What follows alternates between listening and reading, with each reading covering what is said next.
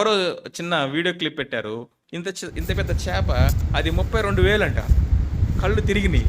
ఏంట్రా అంటే, అది పులస సార్ అంటున్నాడు. అయితే ఏంటంట, అన్ని పులుసే కదా, చేపల పులుసే కదా. లేదు లేదు సార్, ఆ పులుసు కాదు, ఇది పులస. What the speciality of this fish అంటే, ఇది ప్రవాహానికి ఎదురీదుతుంది సార్. ఇది అన్ని చేపల లాంటిది కాదు, ఇది అది అన్నిటిలాగా ఉండదు. ఇది ప్రవాహానికి ఎదురీదుకుంటూ వెళ్తుంది. అందుకనే అది ఇలస పులసలాగా మారుతుంది.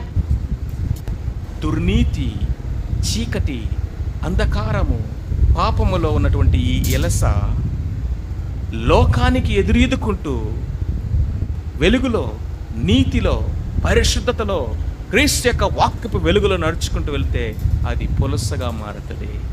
ఆ పులస అండి మిగిలిన చేపల రాశి అన్నిటిలో అది ప్రత్యేకంగా కనబడుతుంది. అది క్రైస్తవ జీవితం.